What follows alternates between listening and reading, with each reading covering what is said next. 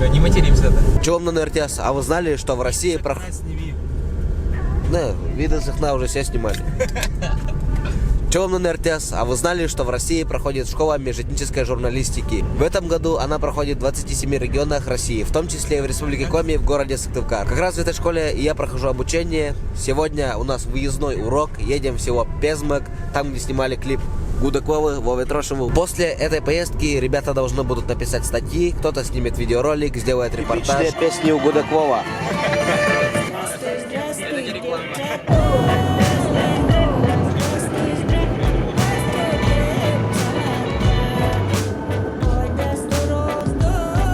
С музыкой мы даже не заметили 40 минут пути. Колеса нашей машинки трутся по аджеромскому асфальту.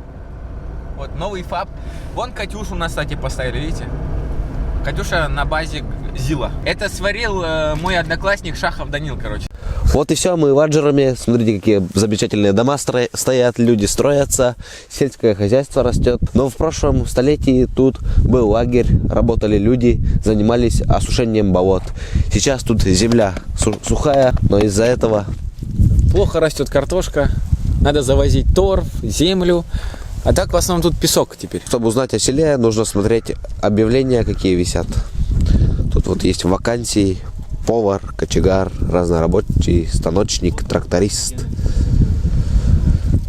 Фермеры из Юровы, село Пезмак приглашают на уборку картофеля. Вот сезонные работы. Принимаем Иван-чай, поселок Аджером. Пропал кот. Еще не один. Да, коты тут пропадают. Тут у нас ферма есть в Пезмаге, потом тут есть асфальтно-бетонный завод.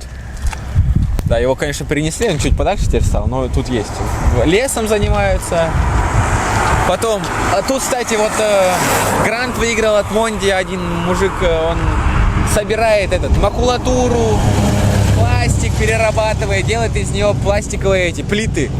Чтобы на улице ходить, короче. Смотри, если рабочий день закончился, куда люди идут? Досуг есть? Вот у них и спроси. Спрашивать я не стал, забыл, впечатлившись мастерской известной на весь мир семьи, которая вяжет этностильные вещи. Друзья, сейчас мы пришли в место, куда я очень люблю приходить в гости. Тут всегда уютно, это дом и мастерская одновременно. Югодарт, джемпер и шапка, которую я постоянно ношу. И если вы желаете заказать к Новому году или просто подарок своим знакомым, себе, то у меня есть такой промокод Генрих Немчинов. Его можете ввести на сайте Югодарта, и вам придет скидка в размере столько процентов. Да, там у нас вот гостевая комната, у нас еще есть дополнительно раскладушки, потом еще мебель дооформим. Вот проживание, если что, у нас в доме, питание в доме. Ну, так у нас вязание, надеюсь, для тех, у кого нет аллергии на шерсть, ну, плюс обнимашки с собачками. Чёлаем. Дальше наш путь лежал прямо в село Пезмак. Он находится в 4 километрах от Аджерома.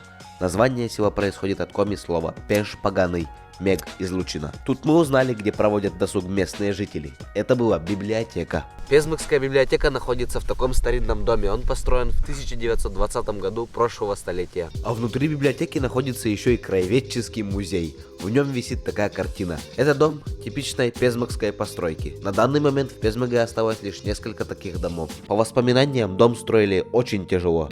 Лес валили вручную, бревна таскали на лошадях. Здесь было 3 амбара и много скота. В 1934 году прошлого столетия при раскулачивании хозяев выгнали с дома. Еще долго очевидцы вспоминали угрожающие слова: «Если будете протестовать, ссылку отправим. Если будете молчать, то останетесь в Пезмаге». Я благодарен, что эти злосчастные времена прошли, и мы в мире можем изучать традиции и культуру моего народа. А на столе находится парное молоко. Парное молоко готовится в печке. Вот сейчас я, например, топили печку уже под закрытие. 8 часов мы засунули в это молоко и в 11 уже вытащили. А потом, если целый день, то еще вкуснее будет. И все. Еще в Пезмаге есть действующая церковь. Здание несколько лет назад восстановили сами местные жители. Теперь церковь, как очаг жизни села, стоит на возвышенности и радует глаз.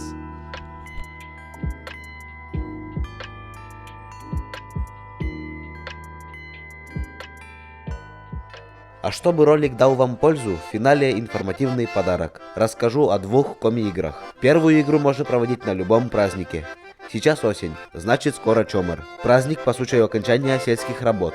У Коми на чомор было принято варить свежую капусту, поэтому в игре вместо мяча качан капусты. Суть игры в том, что пока играет музыка, все участники по кругу должны передавать качан из рук в руки. На ком останавливается музыка, тот отгадывает загадку или читает стихотворение. Ну давайте загадки начнем. Давайте.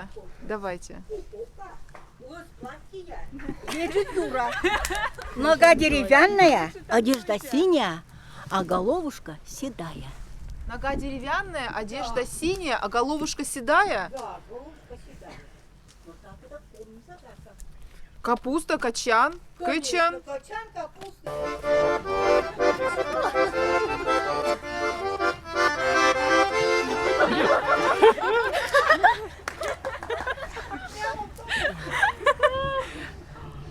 Давайте стихотворение, не Коми, конечно, но Пушкина.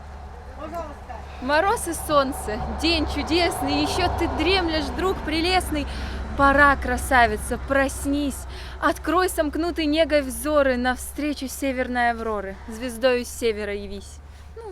Если участник выполнил миссию, его угощают коми-жвачкой, парынчей. Это сушеная морковь. Ну а вторая игра молодежная. Вам понравится больше.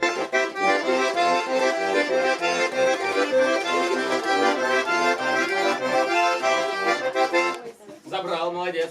Теперь целуй. Щечку целуй. Давай. Щечку целуй. Целуй в щечку. Вот, молодец. Теперь дай ей обратно платок. Теперь ты кидай, парни опять ловят. Поехали. И кидай. А ты еще раз кинь. Реакция какая-то у вас. Как? Я не знаю. Давай, кидай. Суть игры в том, что девушка кидает платок, парни ловят. Кто быстрее поймает, тот победил. Он подходит к девушке, которая нравится, и дает платок ей. Если девушка не захочет играть, парень подходит к другой. Игра продолжается. Теперь парню нужно платок отобрать. Если это удастся, то он девушку целует. Благодарю, друзья, за просмотр. На улице до сих пор еще золотая осень. Чаще гуляйте. Ну и иногда смотрите бомбезный контент Генриха Немчинова. До скорых встреч. Сестры, братья, це ви.